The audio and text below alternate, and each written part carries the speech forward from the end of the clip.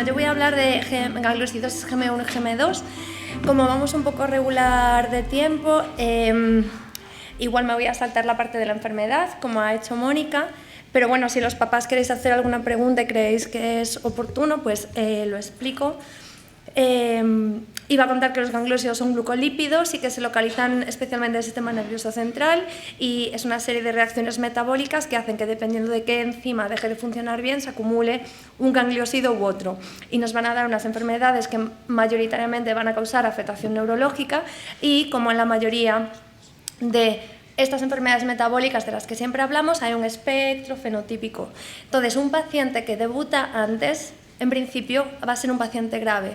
Un paciente que debuta más tardíamente va a ser una forma, digamos, un poco más atenuada, que les llamamos, lo cual no está exento de mucho problema en la vida diaria y de carga de enfermedad. Lo que os decía, la gangliosidosis en el caso de la GM1 es un continuum. Entonces, podemos decir que se relaciona con el nivel de actividad enzimática. Si la actividad enzimática de nuestro paciente es nula, va a tener un tipo 1 muy probablemente infantil o tipo 2 late infantile. Pero si la actividad enzimática, hay algún tipo de actividad enzimática residual, ya podríamos encontrar que tiene el tipo 2 juvenil o la tipo 3 del adulto. También mencionar, porque unos papis me hicieron esta pregunta sobre las chaperonas, un paciente que no tiene ninguna actividad enzimática, las chaperonas, su objetivo es aumentar la actividad de una enzima que funciona poco. Una enzima perezosa, digamos. Pero si tú no tienes enzima, la chaperona, por mucho que la des, ahí no hay nada que estimular. Lo digo solo por clarificar conceptos de lo que hemos hablado hoy entre todos. Lo que sí sabemos es que hay una gran variabilidad en la progresión de la enfermedad, lo cual nos complica mucho el diseño de ensayos clínicos, como decía Mónica, porque el objetivo para un paciente a lo mejor no es el objetivo para otro paciente, o a lo mejor un paciente naturalmente va a estar más estable que otro paciente. En principio, los pacientes con un debut infantil, como podéis ver aquí, los que están en las líneas azules, pero bueno, fijaos también que solo hay 3 pacientes en esta cohorte, pero parece que todos siguen como esa línea, desgraciadamente, de deterioro muy rápido. Y si nos vamos a los otros extremos, que están sobre representados con respecto a los infantiles, esos pacientes, hay algunos que se deterioran antes, otros que se deterioran después. Es decir, el later onset de la disease, de la enfermedad, cuanto más tarde aparezcan los síntomas, mayor variabilidad habrá en la progresión de la enfermedad. Y esto, ya digo, es un problema para diseñar un ensayo para un nuevo tratamiento. Posibles estrategias terapéuticas en la gangliosidosis GM1. Tratamiento de reemplazo enzimático. No tenemos a día de hoy. Terapia de reducción de sustrato, que ahora a continuación os mostraré un dibujito que para mí representa la terapia de reducción de sustrato. Miglustat, Venglustat, lo voy a desarrollar un poco más adelante. Hay un ensayo clínico con Venglustat, ¿vale? Chaperonas farmacológicas podría ser, trasplante de precursores hematopoyéticos y terapia génica. Hay 3 ensayos clínicos con virus adenoasociados con diferentes rutas de administración. Ya os digo, voy a abrir esto, voy a detallar esto más con los sponsors y todo lo demás. Entonces, aquí, por ejemplo, tenemos una publicación de 2020 sobre terapia de reducción de sustrato con Miglustat. Es un estudio multicéntrico. En principio, trataron a pacientes con GM1 la gangliosidosis GM1 tipo 2. Y parece que este tratamiento es bien tolerado en los pacientes y es seguro. Ya cuando un artículo a mí me comienza diciendo esto, yo empiezo a pensar, ya, pero de eficacia, me parece que los hallazgos que habéis hecho son solo de seguridad y de tolerancia. Y ellos dicen con estabilización y/o enlentecimiento de la progresión neurológica en 3 sujetos. ¿Pero cuántos pacientes han reclutado? 4. ¿Cuánto de representativo es esto de nuestra población? A ver, os lo digo porque no quiero ser negativa, lo que quiero ser es realista de cuando leemos estos artículos, qué nivel de evidencia tienen, bastante bajo. Entonces, estas cosas hay que tomarlas con cautela. Y hay otra cosa, cuando se publica un artículo hay un sesgo de publicación. Es decir, ¿qué os parece más atractivo para una revista que publique? ¿Algo que funciona o algo que no funciona? Lo que funciona. Entonces, todos nosotros vamos a intentar mandar artículos de algo que aparentemente funciona, nos parece que funciona. un ensayo que se haya hecho que no obtenga resultados, que sean negativos, que el tratamiento no funcione, es mucho más improbable que lo publique una revista científica. Entonces hay un sesgo. Yo cuando busco en PubMed encuentro más artículos apoyando algo desde la incertidumbre que artículos diciendo no funciona. Digo, no quiero ser negativa, pero quiero ajustar nuestras expectativas, porque creo que eso es muy importante para manejarnos. Y la gangliosidosis GM2, bueno, aquí está la forma clásica, hay un defecto en la enzima exosaminidasa A y hay todos estos problemas. Pero también tiene un espectro fenotípico con una forma infantil, mucho más severa, una forma juvenil y una forma más tardía. Y aquí son superponibles estas gráficas, parece la de GM1 pero es la de GM2 y vuelve a ser un poquitito lo mismo, ¿vale? Cuanto más tarde se manifiesta la enfermedad, más variabilidad habrá en la progresión de nuestros pacientes. Por eso también es muy importante hacer estudios de historia natural, para que entendamos bien la enfermedad, cómo evolucionan los pacientes y cuando hagamos un ensayo tengamos una rama con la que comparar. Porque no va a ser igual el niño que presenta los síntomas a los 5 meses que el adulto que los presenta a los 18 o a los 12 y necesitamos todo eso para diseñar un ensayo.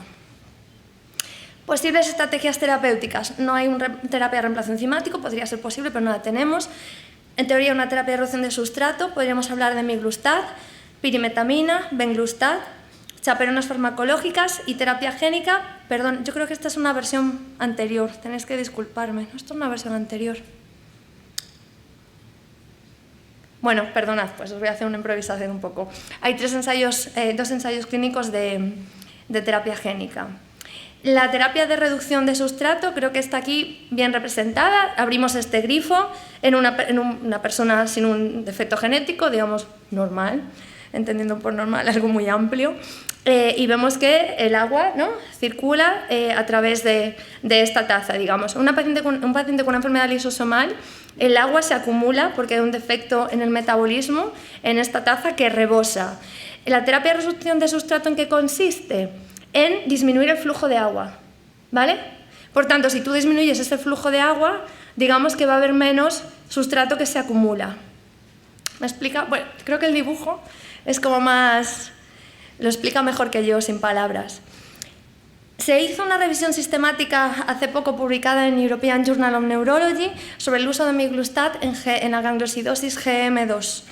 Y como veis, las conclusiones, aunque miglustat no se considera el tratamiento definitivo de GM2 y podría ser, it appears, parece que algunos pacientes, particularmente con la forma infantil o late infantile, ya nos está diciendo algo. O sea, los pacientes que tienen la forma un poquito más tardía podrían beneficiarse del miglustat hasta cierto punto. O sea, todo esto es muy ambiguo realmente.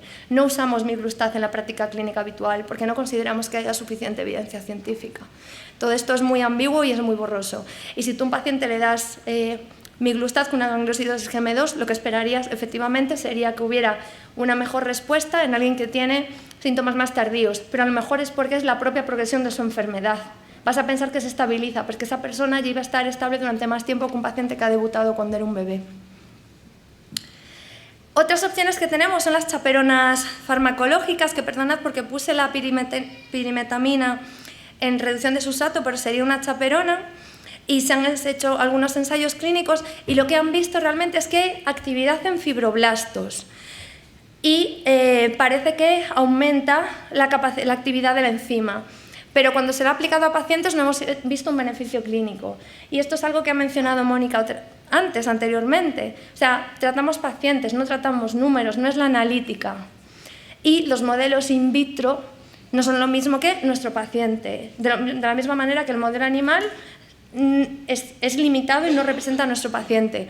Lo digo porque tuvimos un paciente en Manchester con gangliosidosis GM2 que efectivamente le hicimos una biopsia, un estudio de fibroblastos, le añadimos pirimetamina y la actividad enzimática aumentó espectacular.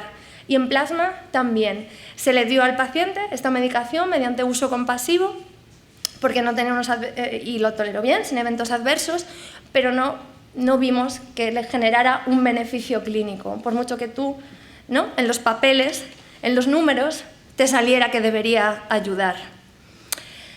Venglustat es una molécula como el miglustat, pero atraviesa la barrera hematoencefálica, por eso es tan interesante. Y se excreta por el riñón y se administra una vez al día, por vía oral, que también lo hace muy interesante porque es menos invasivo que otros tratamientos. Y Venglustat actúa a este nivel, como veis, en este iba a decir pathway metabólico, perdón, en esta vía metabólica, y podría ayudar a diferentes enfermedades en la que se acumulan pues estos diferentes sustratos. Y hay un ensayo que no sé si ahora mismo ya he acabado de reclutar, que se lleva a cabo en Santiago y se lleva a cabo en Sant Jan de Déu, hasta donde yo sé, que se llama Amethyst, y recluta pacientes en los que se administra Venglustat con gangliosidosis GM2 late onset. Sí que es verdad que como población secundaria han incluido a las formas infantiles y también a GM1. Y bueno, me parece un ensayo muy interesante. Yo creo que está cerrado el reclutamiento, que están analizando los datos, que el sponsor es Sanofi. Y ahora quería pasar un poco a la terapia génica, mostrando aquí dos niños que se trataron en Manchester con Livmeldy, que somos centro de referencia para la administración de Livmeldy en UK.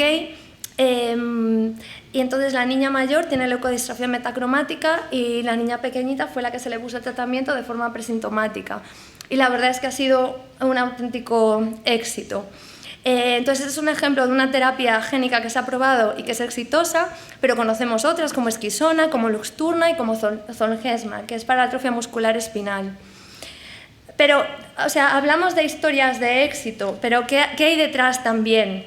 Que muy pocos programas preclínicos prometedores llegan a la fase de desarrollo clínico, que en los últimos 3 años la proporción es aún menor. Ha habido una crisis económica, las pequeñas biotecnológicas que estaban haciendo ensayos, muchas de ellas han quebrado. Hay un problema de financiación. Muchos programas comerciales en fase inicial se han suspendido o se han transferido nuevamente al mundo académico, que esto no es necesariamente malo, transferirlos al mundo académico, pero supone un parón en realizar ese ensayo clínico. ¿Y por qué ocurre esto? Diferentes cuestiones, porque los inversores quieren reorientar sus inversiones a otros programas de investigación o porque se acaban los fondos. Hay diferentes cuestiones, políticas, comerciales, de inversión. La selección no parece basarse en buena ciencia ni indicaciones prometedoras. Esto es muy controvertido, pero yo creo que es así, que depende de muchos otros factores, depende del empuje que tengan ciertas asociaciones, depende de la patología, depende de grupos de interés, depende de propios lobbies, etc. Por ejemplo, un ejemplo, en California hay un centro de medicina regenerativa en la que están invirtiendo en desarrollar un tratamiento para MPS1 con terapia génica. Cuando a día de hoy tenemos un tratamiento gold estándar, que es el trasplante, sí que es verdad que tiene limitaciones, y una terapia génica ex vivo que parece que funciona muy bien. ¿Quién necesita ese tratamiento? Vale, sí, los pacientes con MPS1, pero ¿no hay acaso muchos pacientes con enfermedades que no tienen ni un solo tratamiento? ¿Qué pasa? Que el estado de California tiene mucha gente rica y millonaria que dona de forma altruista ese dinero y le van a dar mucha financiación a un programa que se haga en California. Y un poco la calidad, igual no tienen ese criterio, un criterio fino de calidad para considerarlo. Manda más que estés en California y que hagas una terapia atractiva con terapia génica, porque eso vende. Y la falta general de fondos a esas pequeñas compañías biotecnológicas nos hace retroceder. Más problemas. Pero lo digo así porque somos una sociedad y tenemos todos que implicarnos en esto a nivel global. No es ni por mi paciente ni por tu hijo concreto. O sea, lo digo porque este es un problema que nos atañe a todos. Los pequeños modelos de financiación de las compañías biotecnológicas. Si una compañía cierra por bancarrota en un ensayo, ¿qué pasa con los pacientes reclutados? Alguien les va a hacer la seguridad, alguien va a monitorizar los eventos adversos y los datos que hemos aprendido de ese ensayo. Las compañías farmacéuticas grandes y medianas tienen cierta aversión a enfermedades raras, pero porque son de más riesgo y porque menos gente se va a beneficiar. Hay menos mercado para ellos. Hay una inconsistencia regulatoria también en diferentes países. No se presta suficiente atención a las comunidades de pacientes, lo que verdaderamente necesitan. Creo que hay una falta de transparencia en torno a los desafíos que afectan a las estrategias terapéuticas. Es decir, no compartimos historias naturales entre diferentes compañías que hacen diferentes historias naturales. No compartimos datos de inmunogenicidad. No sabemos cuál es la mejor vía de administración de una terapia génica, si intracisternal, si intraparenquimatosa, si intravenosa. ¿Hemos aprendido algo? Quiero decir, ¿estamos aprendiendo cada uno de nuestro ensayo? ¿No deberíamos aprender todos de todos los ensayos? Y una selección de los outcomes, que lo he traducido por punto final y suena fatal. Una selección de los objetivos que quieres cumplir. GM1, el ejemplo práctico. 5 compañías biotecnológicas o farmacéuticas distintas implicadas en esta enfermedad rara. 8 estudios de historia natural separados. 3 productos con virus adenoasociados distintos destinados a la forma progresiva más rápida. 3 vías de administración diferentes. Criterios de inclusión separados pero superpuestos. Aquí se ha mencionado la inmunogenicidad. Esto es un gran problema que no es... Jola, ya me sale la inglesada. Uncomfortable, que no es agradable discutir para las compañías, porque si tú presentas la inmunogenicidad, significa que tu producto puede perder eficacia. Entonces tenemos que hablar de la inmunogenicidad. Y aquí se usan 3 regímenes de inmunomodulación muy diferentes. ¿Qué significa que usemos 3 tratamientos de inmunomodulación distintos? Que no estamos seguros de si alguno funciona, ¿no? Suele ser, cuando hacemos cosas tan dispares. No hay consistencia. Y los objetivos son muy diferentes. Lo bueno es que todos alcanzaron un objetivo de pacientes reclutados para fases iniciales. Incluso durante la pandemia COVID se demostró que podíamos todos trabajar en equipo y reclutar pacientes bajo esas circunstancias de confinamiento de diferentes países. Eso me parece muy, muy bueno. Y los ejemplos de las compañías que las he puesto aquí. La Isogen, bancarrota, el ensayo se detuvo y se pueden perder los datos. Nadie se hace cargo de esa historia natural, ni de los datos de eficacia, ni de nada. SIO Therapeutics tiene problemas financieros. Ahora mismo el programa para GM1 se considera que no tiene prioridad y va a haber se devuelve al origen académico. Es decir, que la Universidad de Massachusetts, una universidad en Estados Unidos, será la que se tenga que encargar de volver a ponerlo en marcha o no.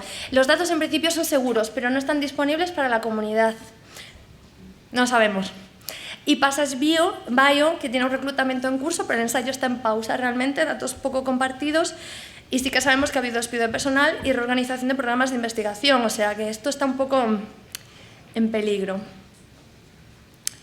Me vais a disculpar, lo tengo así porque creo que me han dado una versión anterior, pero a donde lo que quiero llegar es que realmente estamos aprendiendo lo suficiente de nuestros ensayos, realmente lo estamos haciendo bien, realmente estamos cometiendo los mismos errores porque no compartimos nuestros datos, y creo que como tenemos una responsabilidad en todo esto, no sé, Mireia, Laura, estáis arrepiadas, estáis horrorizadas de lo que estoy diciendo, pero creo que tenemos todos tenemos una responsabilidad, los médicos, las compañías, las sociedades de pacientes, en exigir que ellos tengan la misma responsabilidad sobre los ensayos, ¿vale? Que los datos nos puedan beneficiar a todos y que todo esto, bueno, pues repercuta al final en el paciente. Lo siento, ha sido un Spanglish al final, pero me gustaba tocar este tema porque no solo aplica a la GM1 y la GM2, y para desarrollar nuevos tratamientos tenemos que trabajar todos en equipo y ser muy conscientes de todas estas limitaciones.